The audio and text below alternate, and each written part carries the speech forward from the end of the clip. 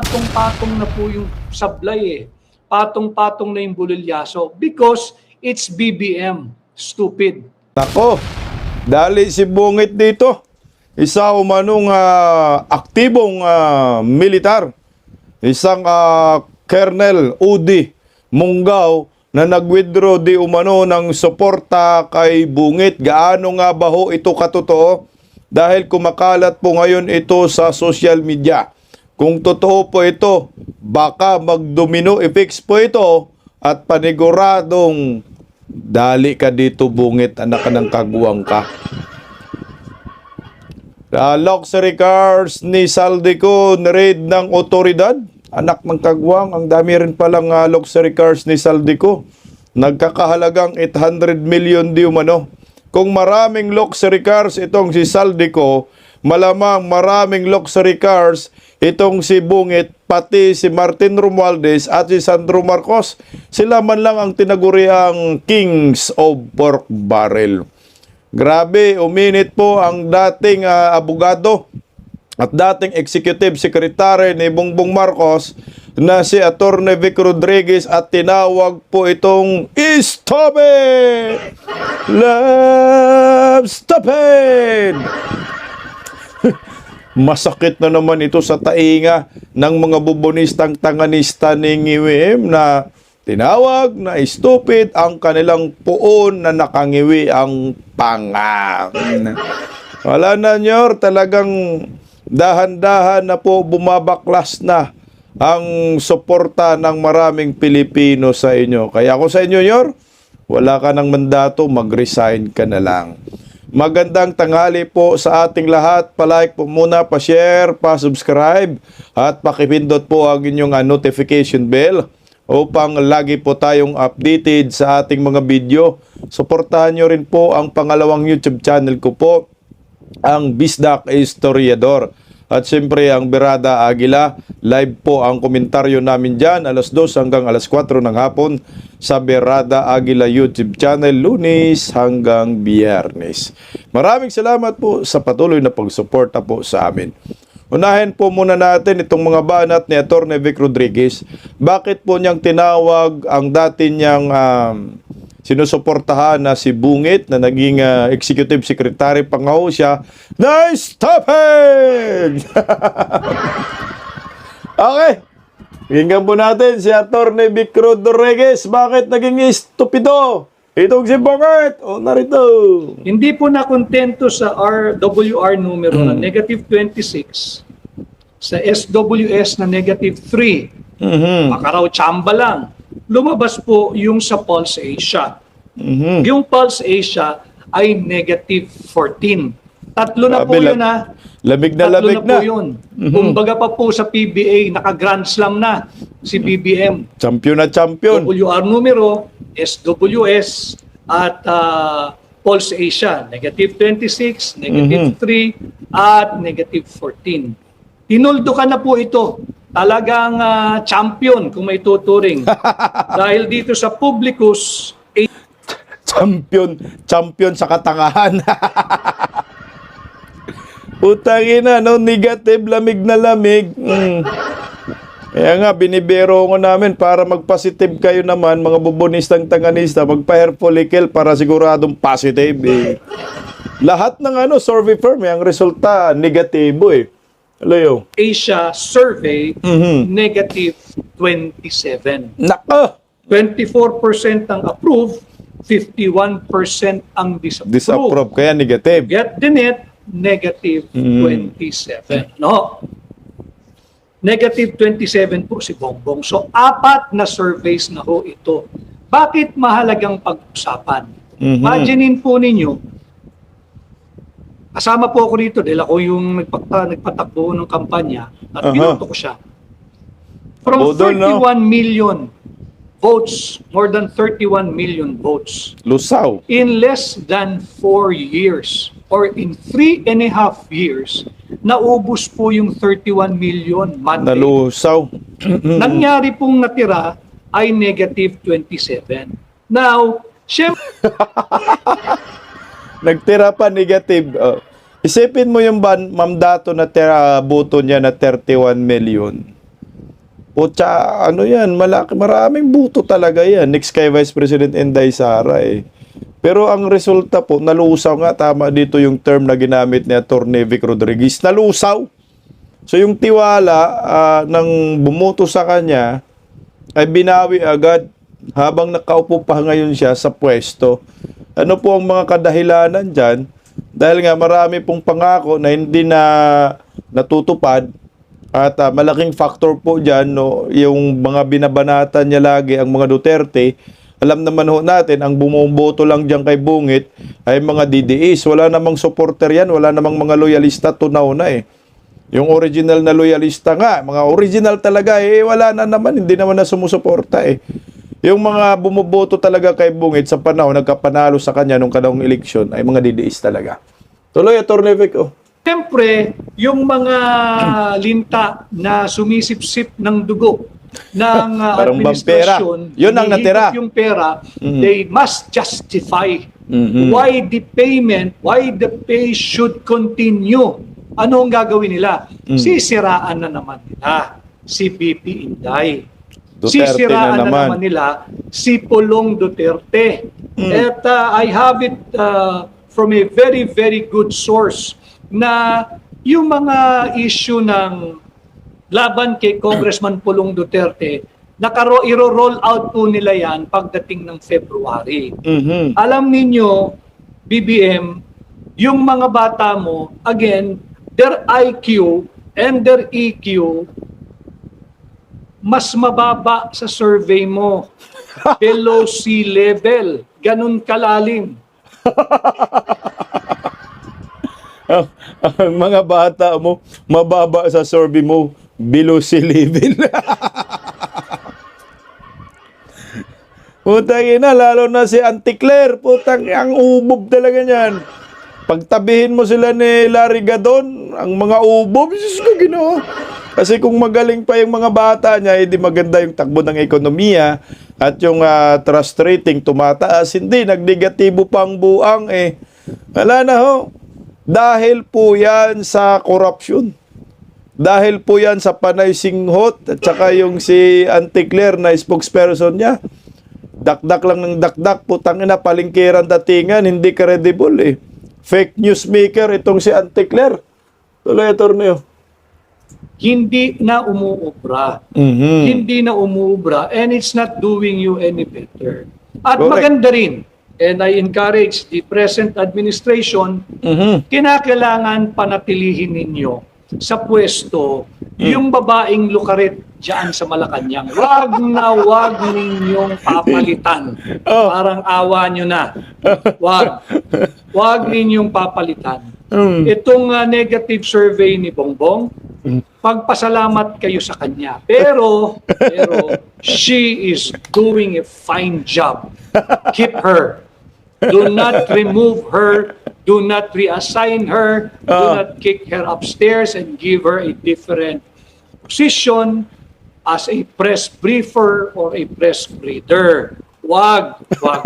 Gustong-gusto po ng mamamayang Pilipino na nandyan yan, yung Aling Lucaret sa palasyo. Keep her. Same profile, same position, pakiusap po. Huwag nyo siyang gagalawin. Palitan nyo na lahat, wag lang yan. Now, why? Bakit?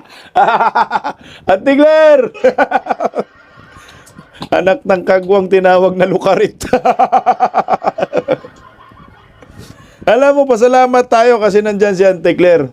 Dahil kay Auntie Claire, bagsak na bagsak ang survey ni Bungit. Huwag palitan, taasan nyo pa hurang sahod dyan, anak ng kagwang. Pansinin nyo lang talaga, no? Pabagsak ng pabagsak si Bungit dahil kay Auntie Claire eh. Yung Lucaret daw na babae eh. Puta basura kasi yung lumalabas sa bunganga, kaya ang resulta, ayan. Wala mo kasing maibida, walang maibida kay sa mga Pilipino. Ano ba dapat yung sinasabi kasi ng mga spokesperson?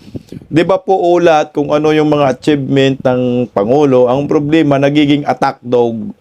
Panay Duterte na umayan tambayan, hindi na kinakagat yung mga black propaganda kaya ang resulta bagsak si Bungit negatibo. Tuloy. Bakit po natin hinango yung titulong It's the Economy Stupid at ginawa natin It's BBM Stupid? Because even yung trial balloon na magkakaroon ng massive revamp sa kabinete, ng massive reorganization, ng mga bagong appointment, may tatanggalin, may aalis, it's BBM Stupid. Stupid! Kahit sino pang tanggalin nyo dyan, hanggat si Bongbong Marcos ang presidente, higit pang bababa ang approval at trust rating ng mga Pilipino. Bakit? 4 na surveys na po ito. Because the issues are simple. They were the issues then, they are still the issues now, and they will still remain to be the issue that Bongbong Marcos himself must confront and explain truthfully to the Filipino people. Ano po yan? Issue po ng massive corruption. Issue po ng looting of public funds. Issue po ng drug addiction. Itong 3 isyong ito, nakaangkla na po rito sa administrasyon ni BBM. At itong tatlong malalaking higanting issues na ito, hindi po ito mawawala hanggat hindi sinasagot ng buong katapatan. Hindi yung ngisi, hindi yung standard na pag wala nang nasagot, tatawa, hindi na po malinaw na ang naging hatol at pasya ng mamamayang Pilipino. Pag sinasagot kasi didip-dip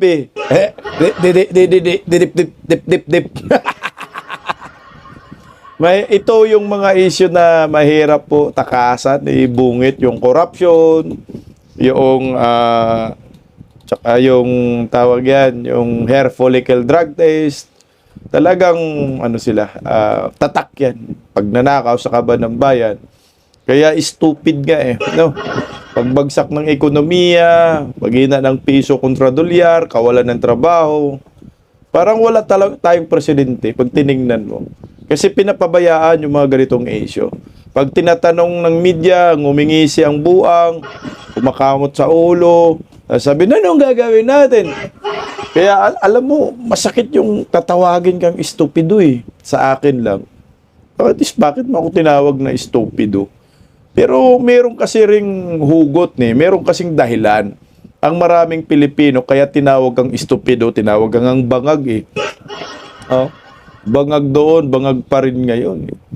Tingnan mo itong si Attorney Vic Rodriguez ay mantakin mo dati po itong abogado ni Bongbong Marcos, nagiging executive secretary. Pero anong sabi niya ngayon? Si BBM ay stupid. Hello, Attorney Vic Rodriguez.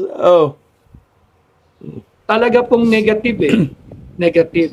Issue po ng massive corruption, looting of public funds, at yung drug addiction. It's BBM stupid. Wala pong cure dyan. No amount of propaganda offensive, no amount of PR stunt, no amount of massive effort to discredit Vice President Inday will be able to help BBM shore up his negative ratings, whether trusts or approval or performance rating, wala. Meron din ako ipapakita sa inyo para talagang interactive. Bukod po kasi dyan, ito po The Philippine economy has been slowing down for the past 3 years. Hindi na umubre. Yung ang sisisihin mo, si Pangulong Duterte pa rin. Wala na yan. Sino ho ba ang presidente natin ngayon? Si Pangulong Rodrigo Roa Duterte pa rin ba? Si Tatay Digong pa rin ba? Diba? Kailangan niyang kumprontahin yung sarili niyang issue. Ulitin ko, ano ho yun? Massive corruption, looting of public funds, at drug addiction. Ngayon, itong 3 malalaking isyung ito is further complicated by our economy. Hardships po ang nararamdaman ng tao pagkagutom at higit na kumukulo ang tiyan ng tiyan. mamamayang Pilipino, hindi aangat ang kahit anong survey ni BBM hanggat hindi niya tinutugunan. Massive corruption, looting of public funds, drug addiction, at ngayon, ito nga pong hard economic realities that we are all experiencing. Proof, ang piso kontra dolyar, Bagsak na. all-time low at 59 pesos and 35 centavos to a dollar. No? 59.35 po ang halaga ng isang dolyar kontra piso. Sinong may kasalanan? Si Tatay Digong? Sino ang may kasalanan? Si VP Inday? It's BBM. Stupid. Stupid. It's BBM. Stupid. Stupid. 59.35. Stop it, love! Dahil na kasi, bakit ba talagang lagi Duterte ang sinisisiyo ninyo? Kayo na nga nakaupo ngayon sa palasyo, pati corruption sinisisiyo nyo sa mga Duterte. Anak ng kagwang, magpo 4 years na kayo. Duterte pa rin ng Duterte. Sos, mga hinayupa ko, pinapahirapan nyo lang mga sarili nyo, magsiresign na kayo, bungit, oh. Tinawag na kayong stupid. Eh. Tuloy, Tornevec, oy. Ang piso kontra dolyar. Hard economic realities that we are all dealing with. Hindi po pwedeng isang tabi yun eh. Yung 19% taripa na Ay, Donald idinikta Trump. ni Donald Trump kay Bongbong Marcos nung siya ay nagpunta sa Oval Office sa USA. Stupid yun. Sa lahat ng produktong Pilipinong papasok sa Estados Unidos, 19%. From 17%. Propaganda din ho yun. Sabi niya, nakatipid tayo ng 1%, napakagaling kong negosyador, dapat siya 20%. Pambubudol po iyon. Wala tayong natipid dahil from 17%, hinataw pa po tayo ng additional 2% taripa ni Donald Trump. Samantalang, pumayag si BBM na ang produktong Amerikano ay walang produktong gawa taripa. sa Amerika, produktong nagmumula sa Amerika, napapasok mula Estados Unidos papuntang Pilipinas, ang taripa ay zero. Kaya nga, puta Wala na, pong no? buwis na ipapataw. Tindi. Diba? So dito makikita natin, inasar pa siya ni Donald Trump that he was a tough negotiator. Again, makikita natin patong-patong na po yung sablay Patong-patong na yung bulilyaso because it's BBM. Stupid. Stupid. What?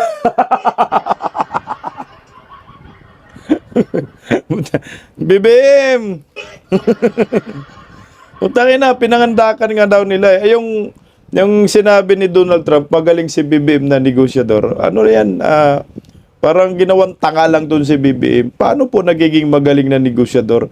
Sa part siguro ni Donald Trump kasi yumuyoko si bungit. Mantakin mo, zero taripa. Yung mga produkto ng Amerikano pupunta dito sa Pilipinas, zero taripa.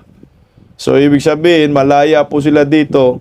Napakalat-kalat yung kanilang produkto. Pero kahit zero taripa, putang na, mahal pa rin yung mga produkto nila. Made in China pa rin ho tayo.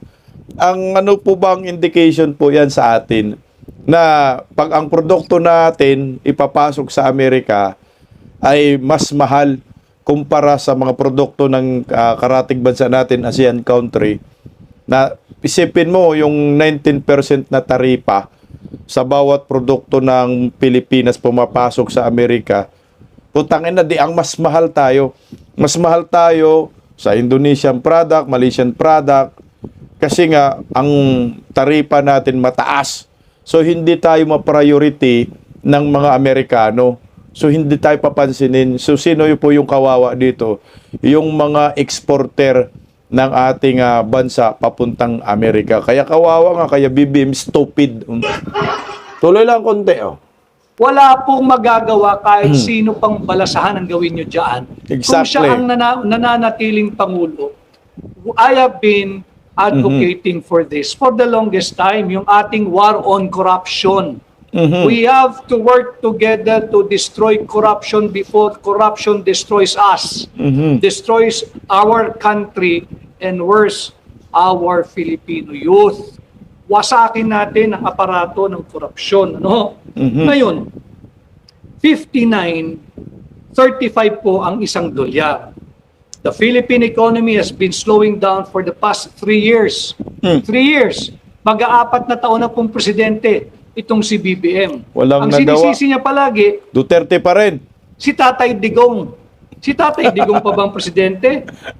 Sa puso po ng maraming Pilipino, yes. Si Tatay Digong pa rin ang Pangulo at ang gusto na nilang mamuno ay si Vice President Inday Sara Duterte. Yan ang Ngayon, totoo. para Oo. ipakita yung patuloy na pasakit, pasakit na ginagawa sa atin, yung mga kagaya kong ordinaryong Pilipino na nagtatrabaho at nagpapakasakali araw-araw para meron lang po tayong maiuwi.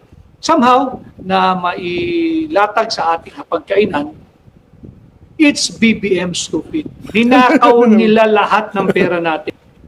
It's BBM stupid. Nakadami na, no? Alam niyo po, gusto ko yung sinasabi ni Attorney Vic Rodriguez na, sino bang presidente ngayon? Bakit Duterte pa rin yung sinisisi ninyo? Di ba kayo? Oo, pero sa puso ng mga tao, ang presidente pa rin ay si former President Duterte at gusto na nilang mamuno sa pagkapangulo si Vice President Inday Sara. Putang na, ang sakit niya na. Which is true. Totoo po. Naniniwala po ako dun. Dahil kahit ako, ang feeling ko pa rin, Duterte pa rin ang presidente. Kasi alam nyo ho, tayong mga Pilipino, namimiss natin yung Digong type of leadership, Duterte type of leadership, na hindi po natin nakita ngayon kay Bangag Admin. Na tinatawag na nga po ni Atty. Vic Rodriguez na BBM is stupid dahil kaliwat ka ng korupsyon ang pinanggagawa. Yan ang maliwanag dyan. Kahit sino pong tanungin ho natin, mga kabisdak. Talagang hinahanap pa rin ang mga Duterte kasi kung hindi po hinahanap ang Duterte type of leadership, panigurado si Inday Sara, babagsak din yan kasi kaliwat ka ng black propaganda eh.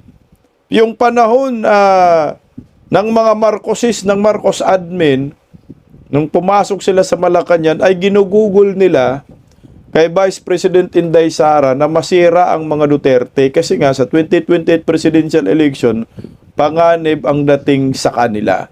Kaya kahit tama dito si Attorney Vic Rodriguez, na kahit anong gawin po na balasahan ng mga gabinete ng Marcos admin, hindi pa rin po uubra yan mga rating ni Bungit. Bagsak pa rin yan.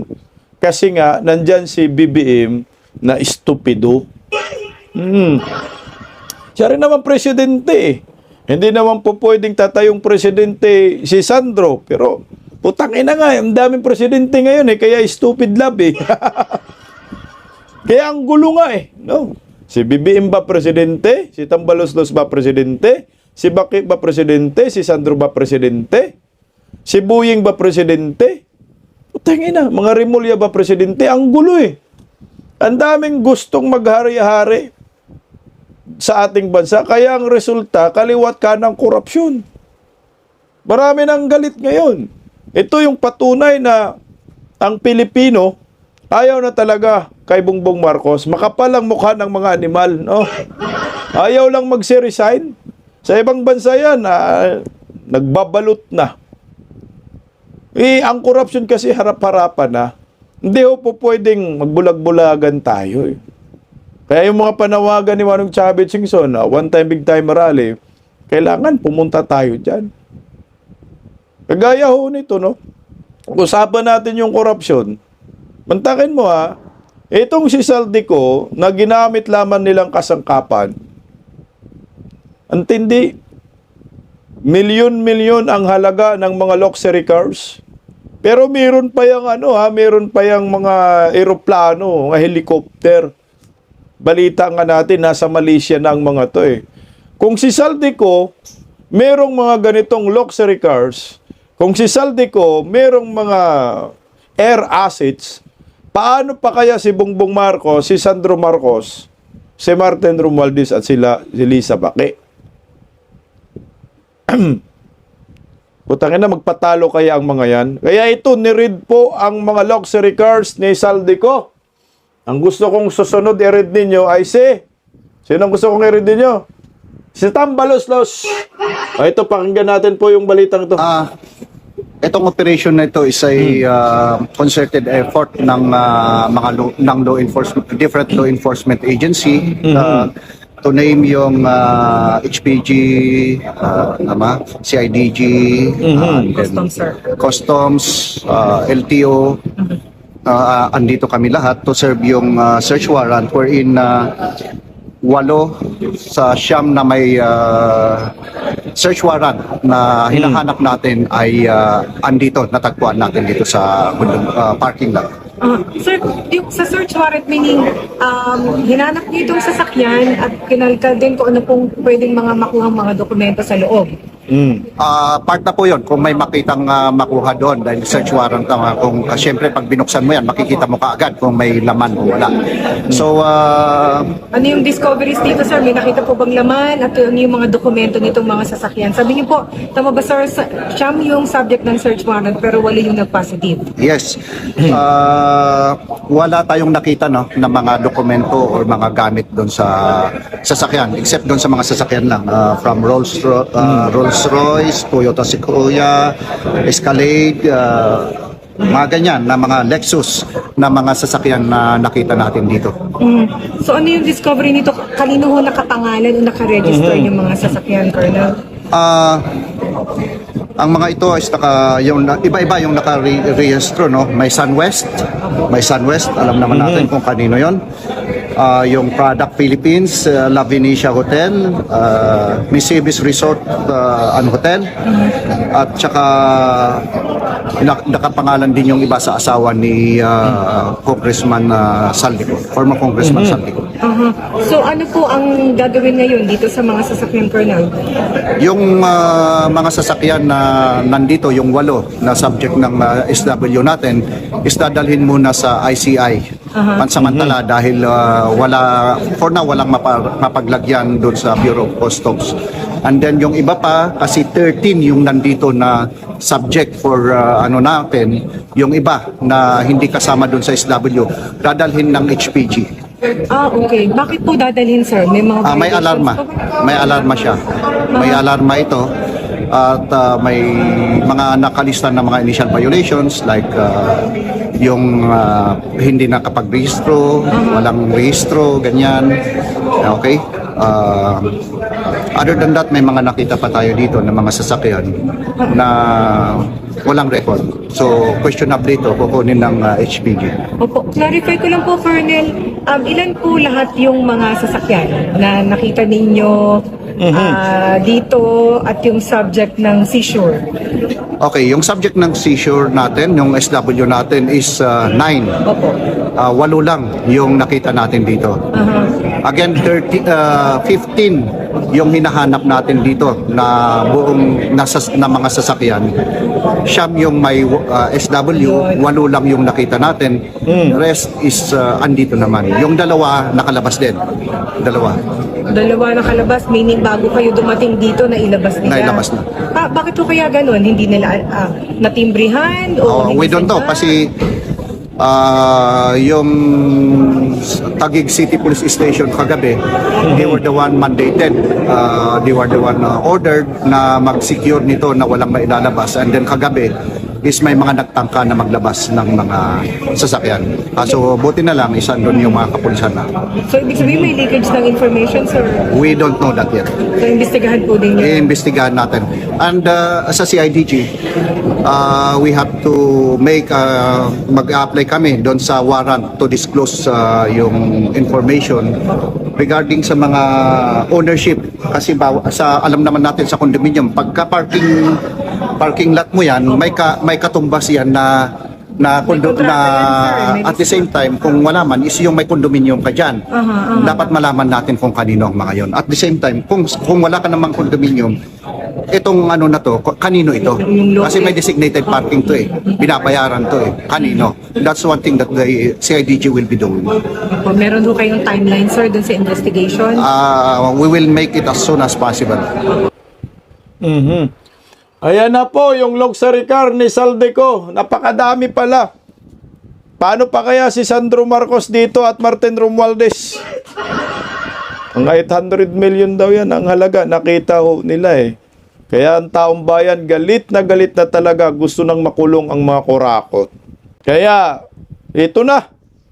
Marami ng kaliwat kaanang rally at marami na pong gustong maghayag ng kanilang saloobin. Merong iba sumisigaw ng ikulong ang mga kurakot. Yung mga sumisigaw na nagrarally, yung pa yung kinulong kagaya ni General Romeo Puques, anak ng kamuti. Oh.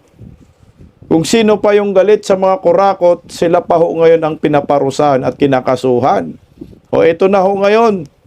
Galing rin po ito sa post ni General Romeo Puques at sa ibang mga social media, kumakalat na rin po ito ha. Gaano po ba katotoo na yung isang aktibong militar ay Colonel po ito, si Udi Mungaw, ay nag-withdraw na di umano ng suporta kay Pangulong Bongbong Marcos. O ito po pakita po natin para baka sabihin po ninyo. Kaya nagpapakalat tayo ng fake news.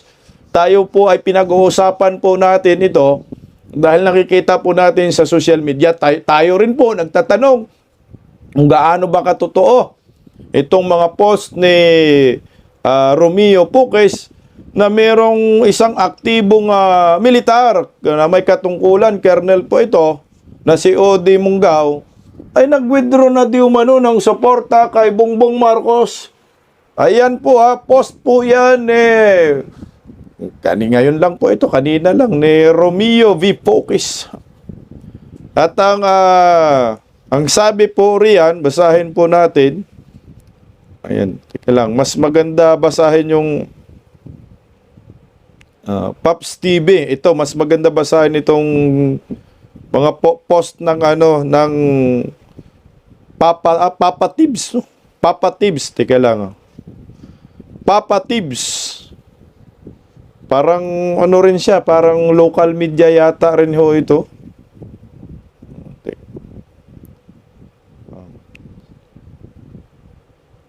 Lang guys parang local media na pinost din po nila yung teka lang anong nito, pinost din po nila sa kanilang social media itong patungkol po diyan sa post din ni Romeo Puques na meron di umanong isang aktibong militar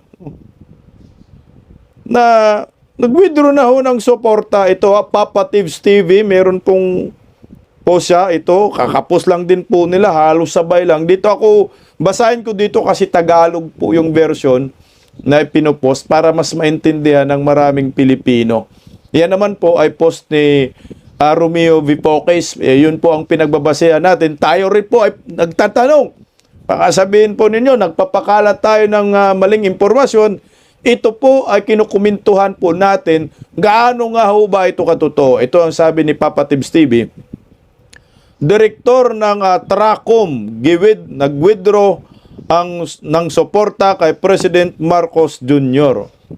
Alam mo yung Tracom, parang training, tama ba?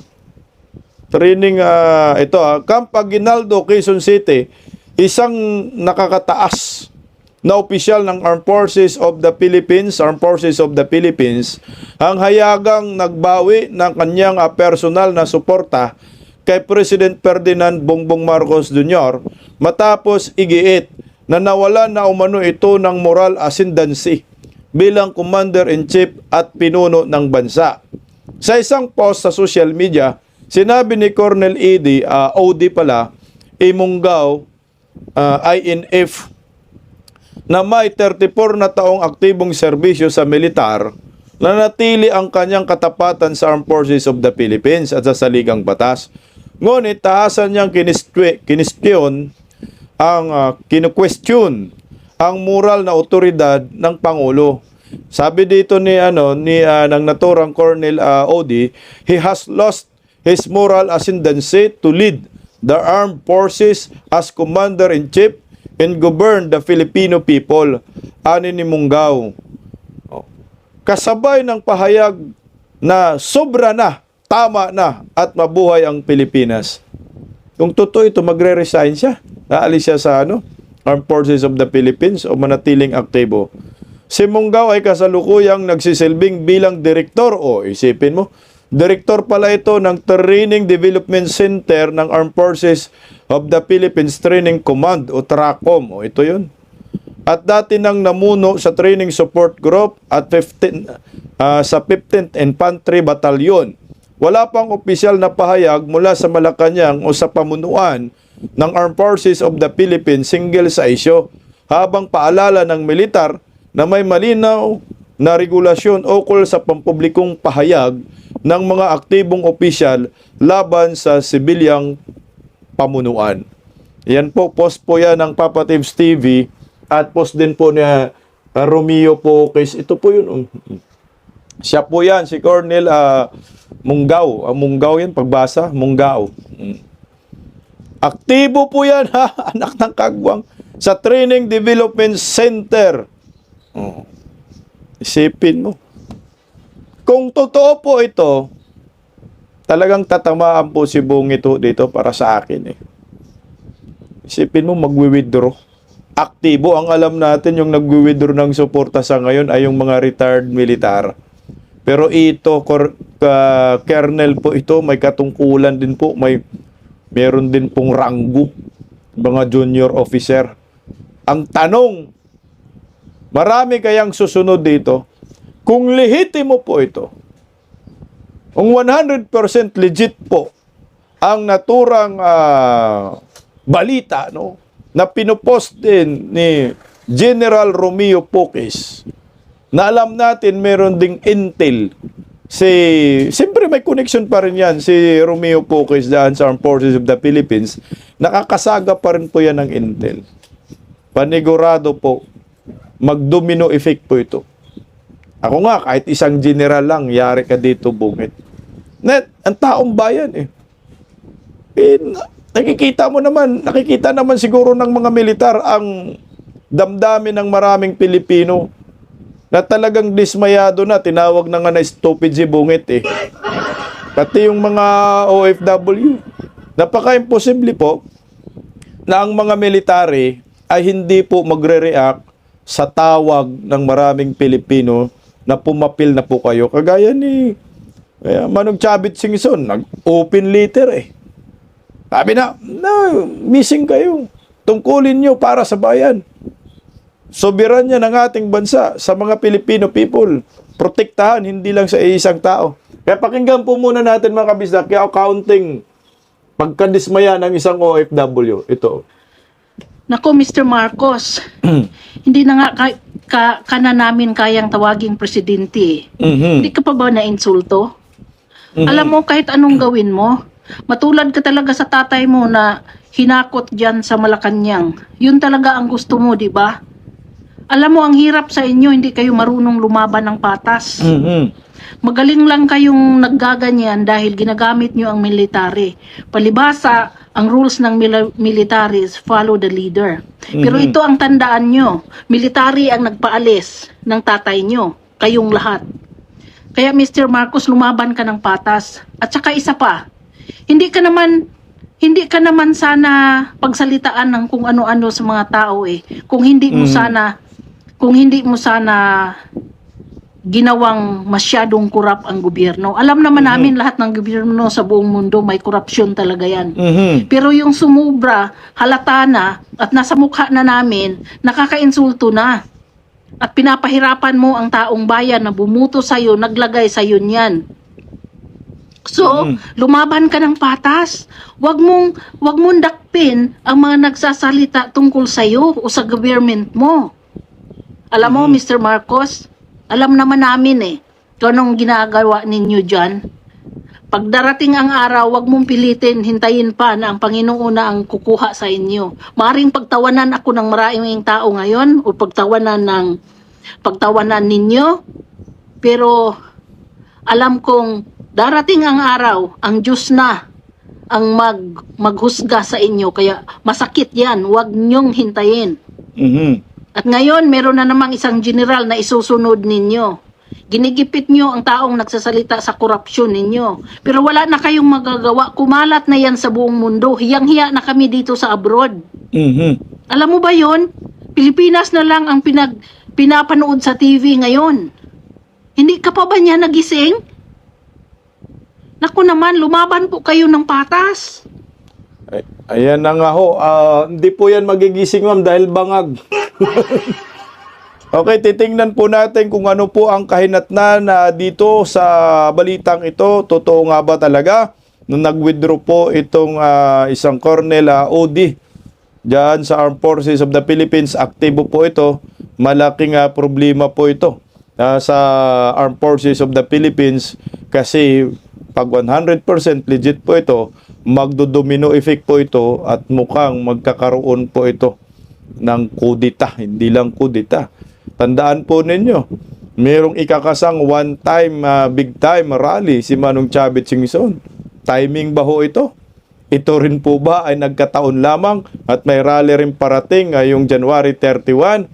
Mga riders, ang panawagan ay BBM resign. Ako, gumising na po tayong taong bayan, sabay-sabay po natin husgahan itong mga kurakot sa gobyerno na hanggang ngayon wala pa rin mapanagot. Alam na po ng taong bayan kung sino ang mastermind Pero pilit tayong nililito ng mga hinayupak, pilit tayong tinarantado ng mga sindikato, pero tayo mga Pilipino wag tayong magpalinlang. Dahil tayo, ako, alam na po natin kung sino ang mastermind sa paglilimas sa kaban ng bayan. Yung tinatawag po ni Atty. Vic Rodriguez na stupid.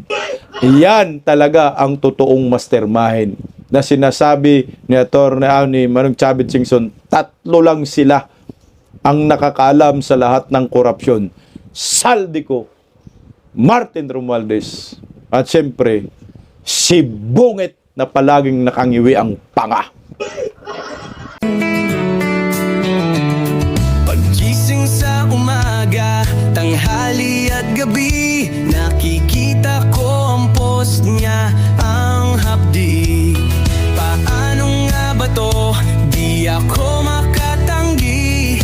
Watch ko na lang at isipin ng mabuti. Bisdak Pilipinas. Bisdak, tinig ng katotohanan. Sa bawat vlog may laban sa kasinungalingan. Mulat ang mata, gising ang masa. Bisdak Pilipinas, para sa bayan, gumigising sa diwa.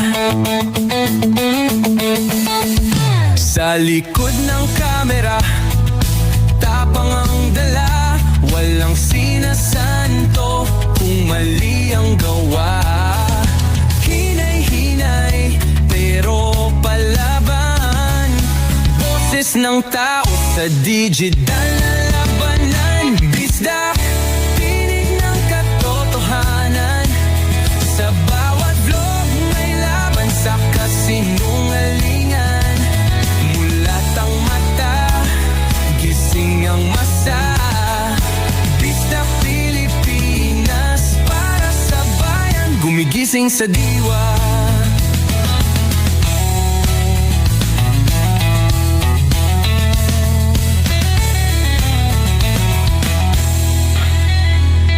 Hindi artista, hindi politiko, pero ang katotohanan, sigaw niya ay buo. Sa YouTube o Facebook man siya makita, may aral ka pa rin, may uwi sa bawat salita.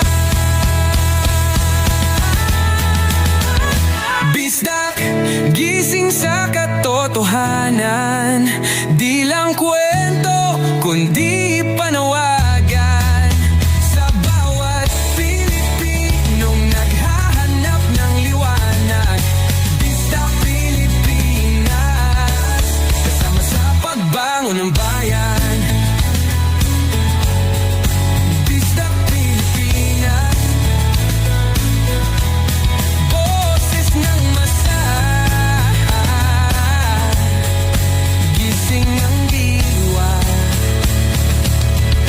ilog mo, may pag-asa.